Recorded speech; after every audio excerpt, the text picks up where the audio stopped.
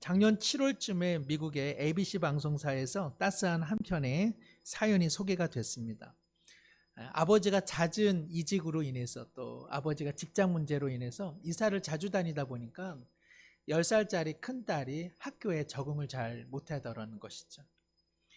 큰딸 에디슨이 학교에 부적응하고 왕따를 당한 것 같고 또 소외를 당하니까 이 아버지가 어떻게 하면 우리 큰딸을 도와줄 수 있을까? 도시락 편에 아버지가 어느 날부터 이렇게 메모를 쓰기를 시작했어요. 그래서 사랑하는 내 딸 해서 한 구절에 한마디의 짧은 내용인데 그것이 어느새 한 690여 개의 메모가 됐습니다. 딸은 이제 용기를 얻게 됐고 또 딸은 정상적으로 학교 생활을 하게 됐죠. 4년여의 이 아버지의 지극한 정성을 모아서 교장 선생님께서 책을 한번 내보면 어떻겠냐 제안을 해서 많은 사람들에게 알려졌습니다. 내용은 그야말로 우리가 아는 포스트잇, 정말 작은 분량의 내용이지만 그 짧은 문장 안에 이 딸을 향한 아버지의 지극한 사랑과 여운은 깊기만 합니다. 에디슨 내 딸아, 내가 너를 믿는 것처럼 너도 너 자신을 믿어라. 또 어떤 날은 이렇게 또 써서 보냈습니다. 아름다운 실수 없이 아름다운 결과는 없으니 실수를 두려워하지 말아라. 사랑하는 딸, 너는 다이아몬드야. 세상의 그 어떤 것도 너를 깨뜨릴 수는 없다. 오늘 다른 사람의 아이스크림에 무엇이 뿌려져 있는가 보느라고 내 아이스크림이 녹는 것을 내버려 두어서는 안 된다. 고개를 숙이고 있으면 무지개를 보지 못해. 고개를 항상 들고 다녀라. 딸이 위축되는 학교 생활 속에서 아버지의 이 따스한 메모를 읽을 때 얼마나 힘이 났겠습니까? 이 딸이 얼마나 다시 그 마음이 회복될 수 있었겠습니까? 딸은 이런 아빠를 둔 것이 너무나 자랑스럽고 행복했겠죠. 그런 생각을 합니다. 아빠도 얼마나 행복했을까? 딸을 위해서 그 아버지가 정성 들여 한 문장의 메모를 보내줬는데 딸이 힘들 때마다 그 메모를 읽고 힘을 내는 모습, 변화되는 모습 속에 아버지의 기쁨도 얼마나 컸겠습니까? 성도 여러분, 한 주간 사시면서 하나님을 기쁘게 해드리셨습니까? 하나님께서 우리의 어떤 모습을 보시고 기뻐하셨을까요? 매일 성경을 열심히 읽으신 분들, 매일 성경과 그리고 성경을 부지런히 읽으시고 그 말씀 앞에 잠시라도 마음의 무릎을 꿇으셨다면 하나님께서 참 기뻐하셨습니다. 왜냐하면 하나님께서 우리를 향한 사랑의 메모, 사랑의 쪽지가 바로 이 성경이기 때문에 그러합니다.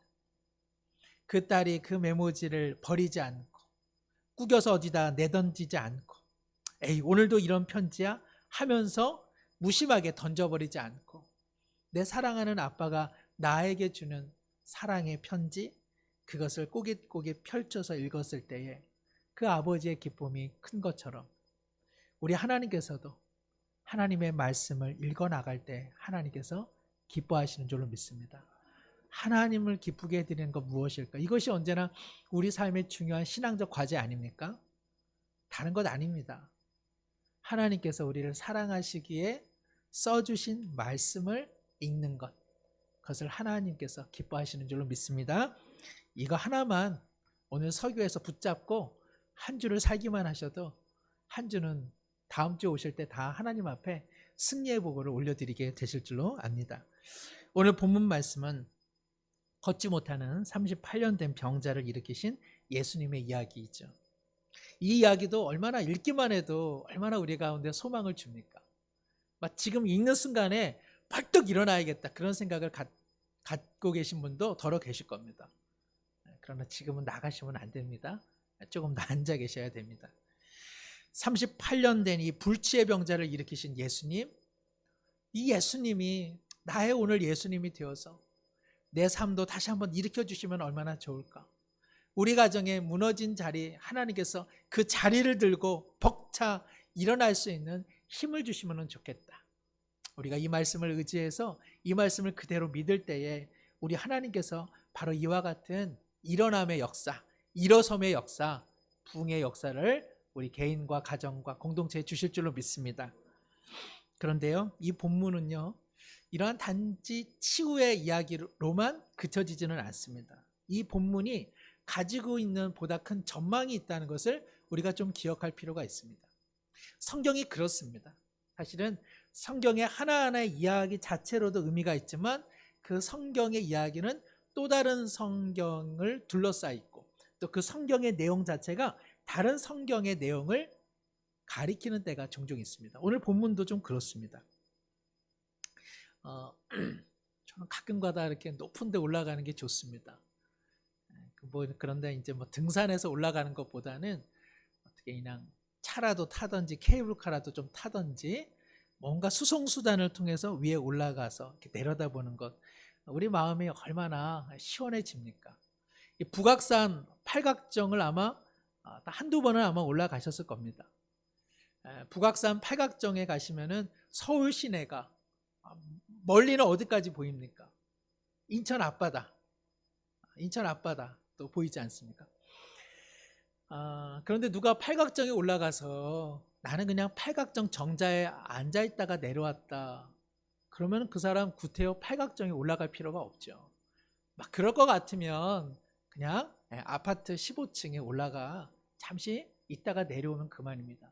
팔각정에 올라가는 이유는 무엇입니까? 팔각정에서만이 볼 수 있는 전망이 있기 때문에 그렇죠. 사실은 오늘 본문이 좀 그런 성격을 갖고 있습니다.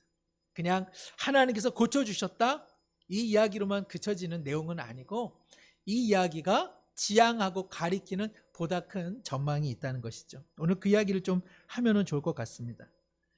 예수님께서 북쪽 갈릴리에 계시다가 남쪽 예루살렘으로 좀 내려오셨습니다.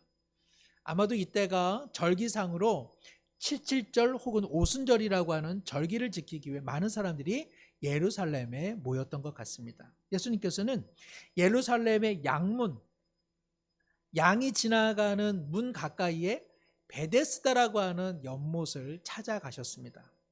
베데스다, 이것을 좀 더 분리해서 발음하자면 벳헤스다입니다.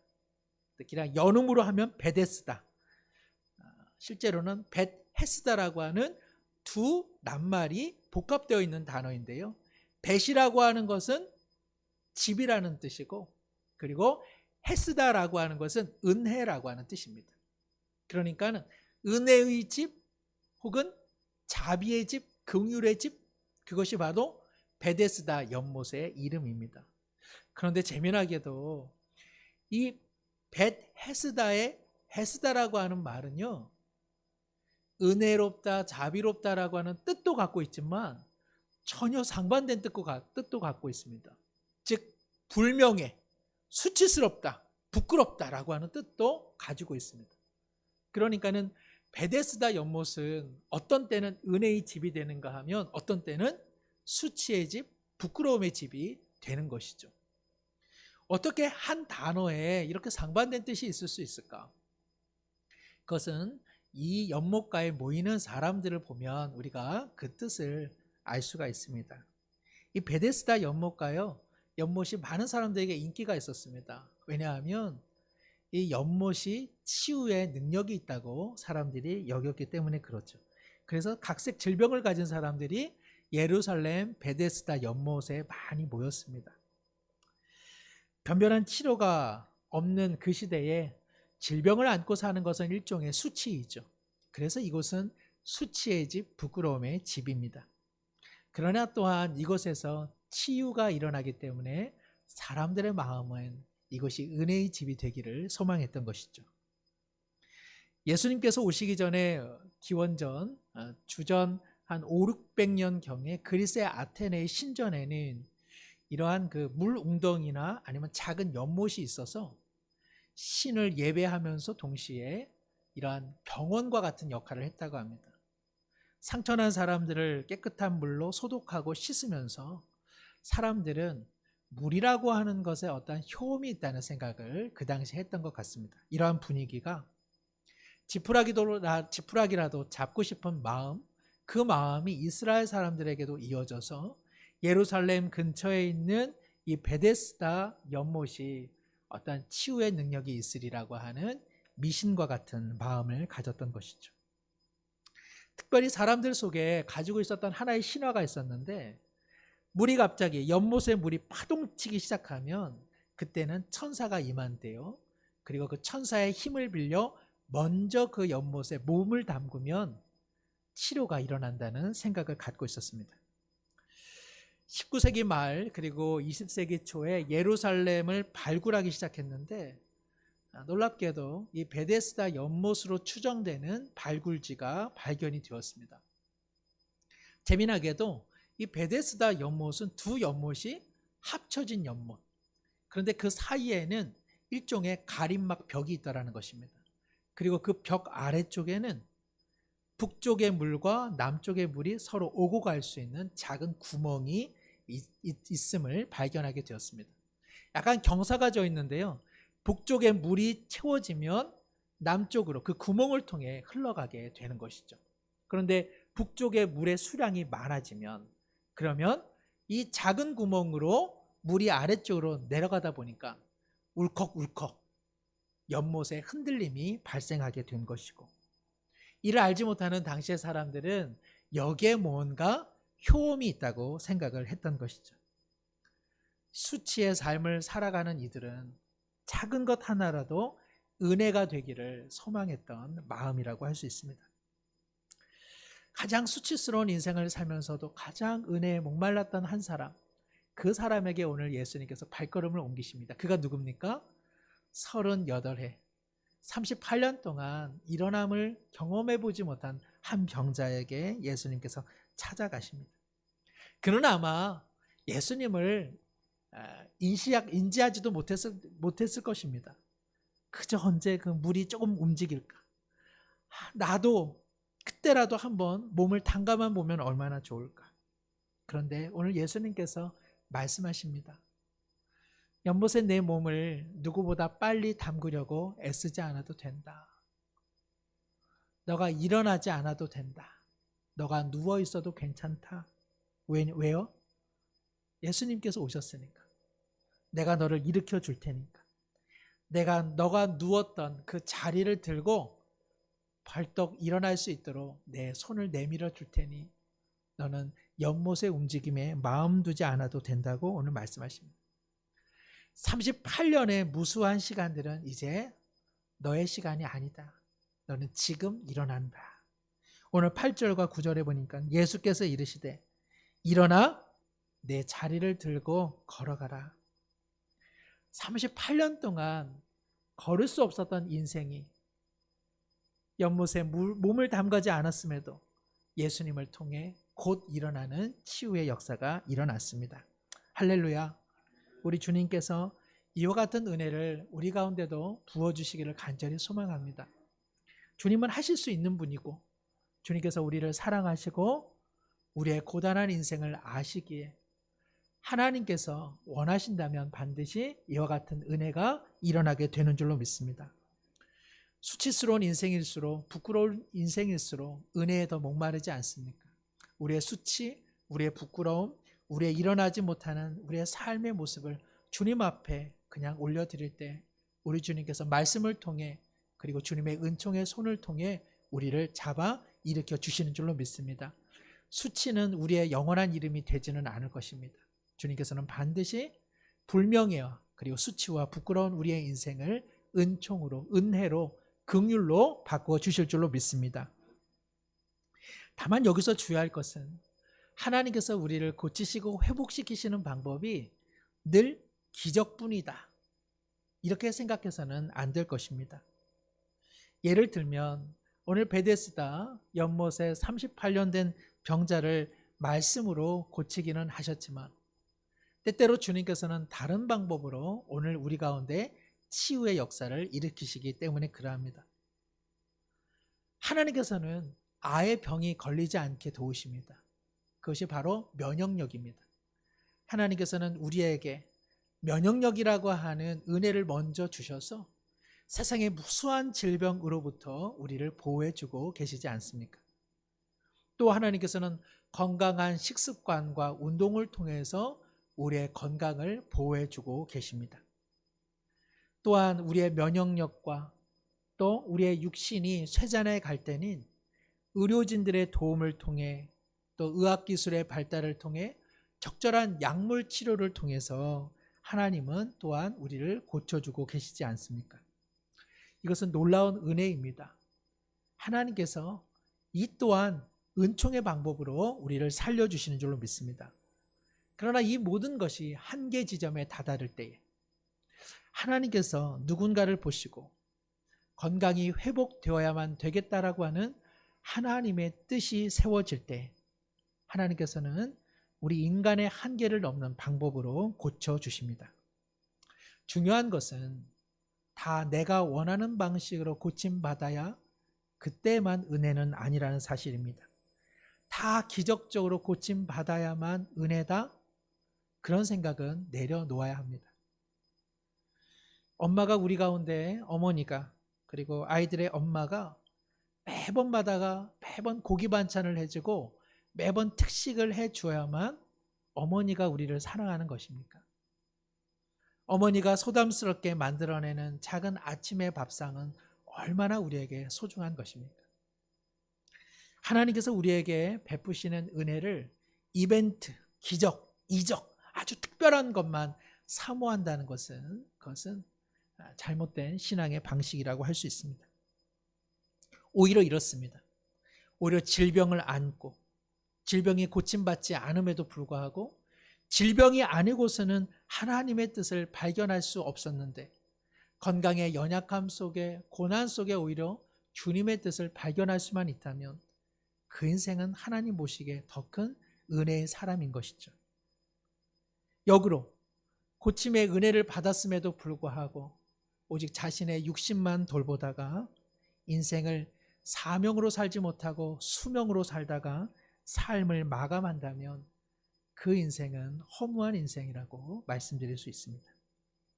중요한 것은 별다른 기적을 체험하는 것이 중요한 것이 아니라 하나님의 마음을 아는 것이 중요합니다. 오늘 38년 된 병자를 오늘 주님께서 일으키셨습니다. 이것은 무엇을 의미합니까? 위로부터의 은혜가 아니고서는 인간 안에 내재되어 있는 어떠한 자원과 힘으로 사람은 살아갈 수 있는 것이 아니라 하나님의 은혜가 위로부터 부어질 때만 사람은 살 수 있다고 성경은 말씀하고 있는 것입니다. 사랑하는 성도 여러분, 누가 그 연못가에 간들 고침을 받았겠습니까? 고침을 받은 사람은 아무도 없었습니다. 오히려 베데스다 연못가에서 고침을 받은 유일한 사람은 오직 이 사람, 즉 예수님을 만난 사람 외에는 없었습니다. 우리도 그렇습니다. 세상이 제공하는 허망한 세상의 베데스다 연못에 우리의 온 삶을 잠근들 우리 중 누가 다시 살아날 수 있겠습니까? 우리의 힘으로 일어서서 베데스다 연못에 우리의 몸을 깊이 잠긴들 우리가 과연 살아날 수 있겠습니까? 세상을 보면 우리 모두 답답하죠. 지난 한 주만 돌아봐도 참 슬픈 일도 많았고요. 가슴 아픈 일도 많았고 그리고 우리의 마음을 답답하게 하는 일도 참 많았습니다. 그런 생각을 합니다. 왜 인류는 이토록 눈부시게 발전하는데 왜 사람들은 행복이 그토록 요원한 걸까? 왜 과학기술과 첨단 기술들은 우리의 행복을 보장할 것만 같은데 왜 우리의 일상은 이처럼 답답하고 절망적이고 하나도 나아진 것 없는 그러한 한숨으로 시간들을 보내는 것일까? 세계적으로 저명한 한국의 신학자 중에 김세훈 교수님이라고 계십니다. 이분이 그런 말을 한 적이 있습니다. 하나님을 떠난 인간의 생명이라고 하는 것은 생명을 확장하면서 동시에 죽음이 확장된다. 그런 이야기를 한 적이 있습니다. 언뜻 어려운 말 같지만 사실은 우리가 다 경험하는 일입니다. 내가 가게를 하나 장만해서 운영을 합니다. 열심히 일합니다. 그러니까 돈이 잘 벌려요. 내 생명을 부여하게 하는 일이죠. 그게 뭐 잘못된 일입니까? 그런데 내 가게가 잘 되면 잘 될수록 어떤 일이 생깁니까? 남의 가게는 자꾸 망하게 되는 것이죠. 내가 열심히 공부합니다. 내 성적이 오릅니다. 그런데 누군가는 내 성적에 오른 만큼 상대적으로 허전한 마음을 갖게 되는 것이죠. 우리 인류가 우리의 생명을 보존하기 위해서 얼마나 열심히 개발합니까? 그건 뭐 그렇게 잘못된 일입니까? 삶의 안정된 거주지를 확보하려고 개발하면 개발할수록 뜻하지 않은 부작용은 무엇입니까? 동식물과 생태계가 파괴되고 마는 것이죠. 악한 의도 없이 그저 열심히 살아온 것뿐인데 나의 그 열심과 노력이 나만큼 열심히 살아간 누군가에게 때때로는 절망을 줄 수 있다는 것. 이것이 바로 우리가 살아가는 삶의 비극이라고 할 수 있습니다. 내가 살고자 베데스다 연못가에 먼저 발걸음을 옮겨 그곳에 혹여나 치유의 역사가 일어난다면 베데스다 연못은 나에게는 은혜의 집이 되기는 하지만 그 사람보다 먼저 들어가지 못한 사람에게 베데스다는 그야말로 수치의 집이 되고 마는 까닭이 여기에 있는 것이죠. 이것이 바로 성경이 진단하는 우리의 실제적인 모습입니다. 하나님을 떠나 에덴을 떠나 살아가는 우리는 우리의 생명을 구축하면 구축할수록 우리에게는 또 다른 죽음을 일으키는 그런 파괴적인 본성이 있다는 것입니다. 그래서 어떤 사람은 우리 사회를 팔꿈치 사회라고 말하는데 참 마음에 와닿더라고요. 저도 어렸을 때 달리기를 하면 맨 처음에는 결승선을 향해서 열심히 팔꿈치를 흔들면서 달려가죠.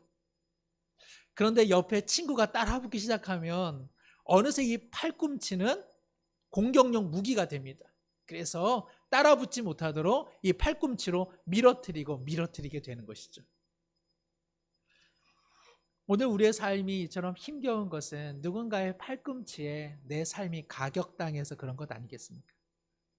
때때로 내 팔꿈치가 아픈 것은 왜 아플까요? 나도 모르게 누군가의 삶을 내 팔꿈치로 가격했기 때문에 그런 것 아니겠습니까?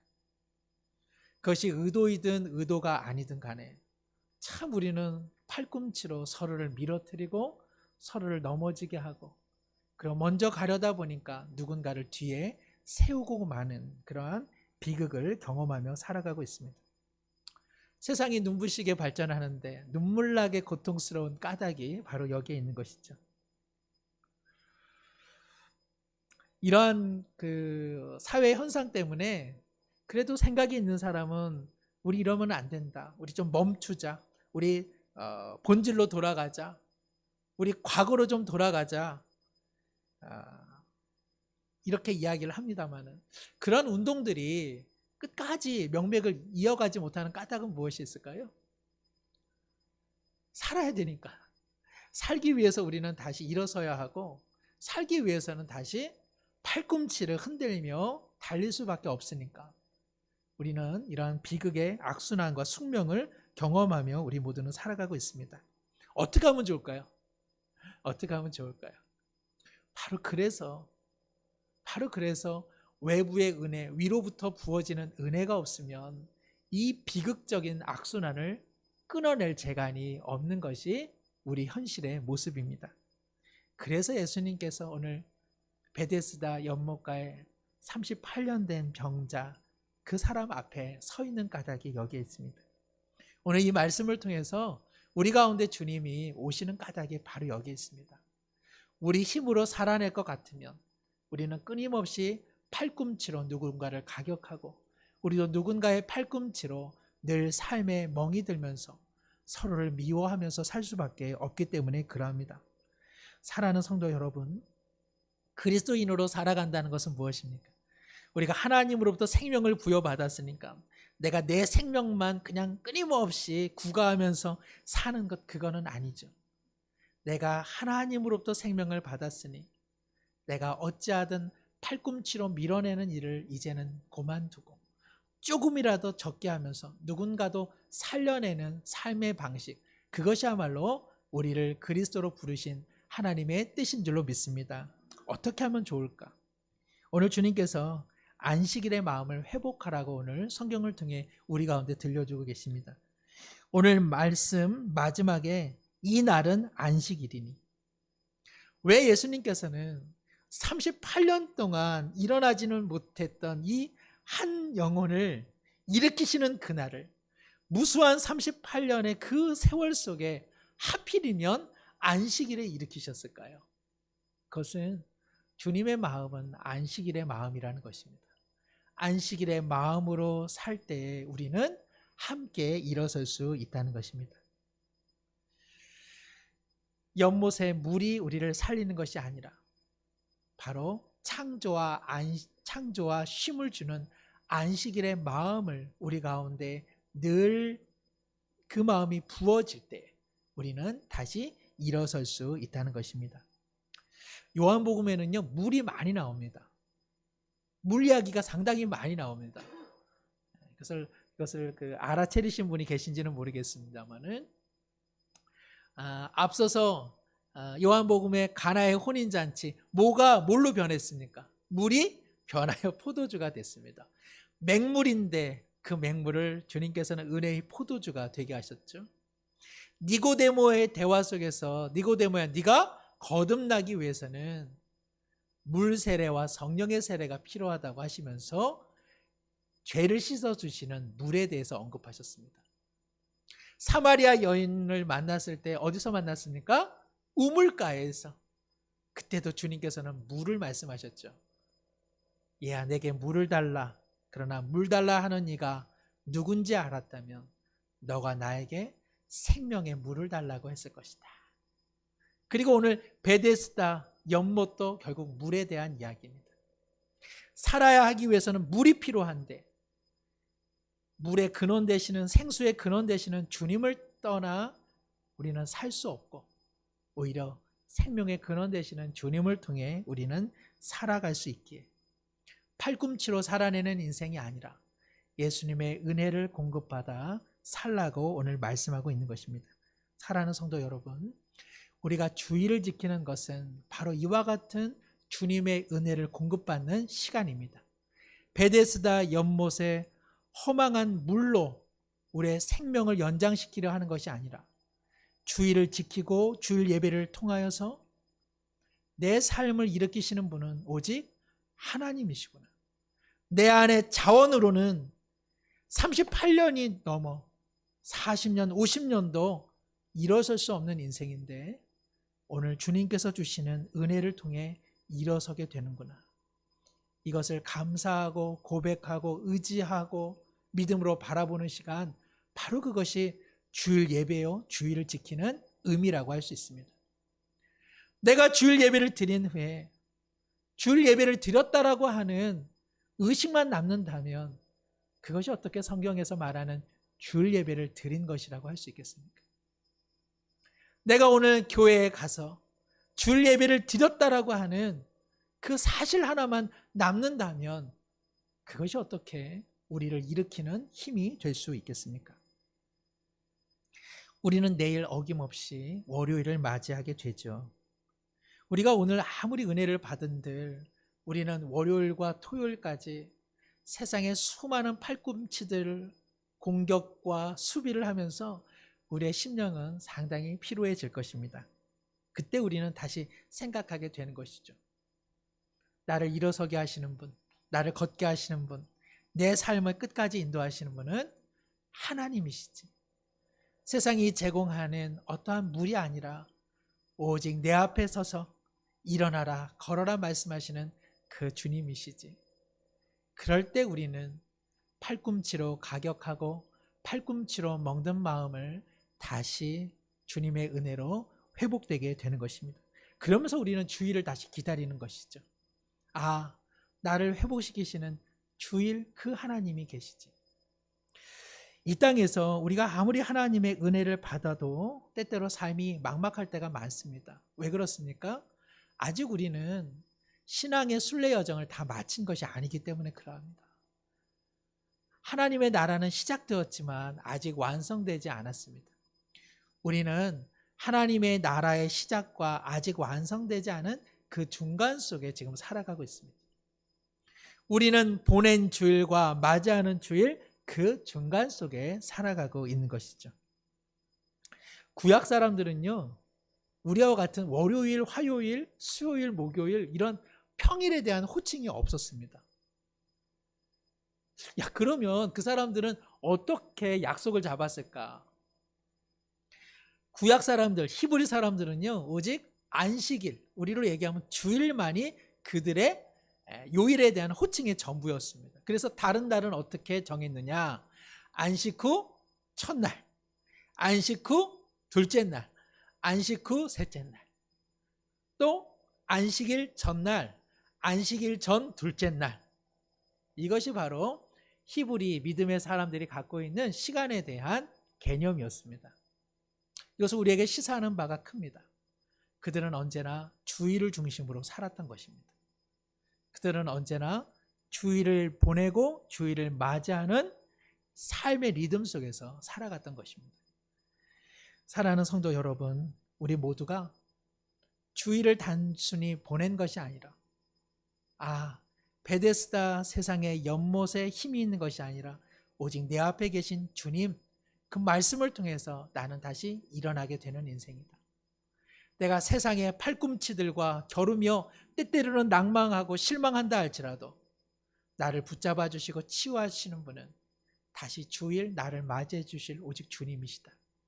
이 소망으로 우리가 살아갈 때에 이 세상은 조금 더 변하게 되는 줄로 믿습니다. 같지 않은 대통령 후보들로 인해서 우리의 마음이 얼마나 낙심이 됩니까? 그러나 세상은 대통령으로 인해 정치인으로 변하지는 않습니다. 바로 그리스도인들이 이 세상과는 조금 더 다른 방식으로 살아갈 때 세상은 좀 더 비극에서 기쁨의 공간으로 변화되는 것 아니겠습니까? 우리가 이렇게 살 때에 그래도 우리의 생명을 살아가면서도 비극적 요소들이 줄어드는 것 아니겠습니까? 믿음의 사람들이, 교회가, 그리스도인들이 이러한 삶의 방식을 지향할 때에 다른 사람들을 우리의 팔꿈치로 공격하는 일이 조금 더 적어드는 것 아니겠습니까? 우리가 이렇게 살 때에 베데스다 연못가는 그야말로 수치의 집이 아니라 은혜의 집이 되는 것 아니겠습니까? 38년 된 병자를 일으켜주신 우리 주님께서 오늘 우리 일상 가운데 오셔서 우리를 일으켜주시고 생명을 향해 당당히 걸어가는 믿음의 사람들로 변화시켜 주실 줄로 믿습니다. 기도합니다. 하나님 아버지, 38년 된 병자는 다름 아니라 우리 자신임을 고백합니다. 주님을 떠나 수치와 부끄러움을 안고 세상의 연못가에 생명을 의지하여 살아가는 우리의 어리석음이야말로 38년 된 병자의 모습임에 하나님 아버지, 이제도 오셔서 우리를 치유하여 주옵시고 수치의 인생이 생명의 인생, 은총의 인생으로 거듭나게 하여 주옵소서. 우리를 일으켜 세워주실 분은 오직 주님이시나니 주님의 말씀을 통해 생명의 능력을 공급받게 하여 주옵시고 주의를 참으로 온전히 지켜서 종교적 형식을 지켜내는 시간이 아니라 무한한 은혜를 주시는 하나님과 만나는 사건이 되게 하여 주옵소서. 주일을 보내고 다시 주일을 맞이하는 우리의 모든 일상 속에 주님이 주실 은혜를 사모하며 감사와 믿음과 소망으로 살아가 주님 앞에 다시 설 때에 믿음의 보고, 승리의 보고를 올려드리게 하여 주옵소서. 예수님의 이름으로 기도드리옵나이다. 아멘.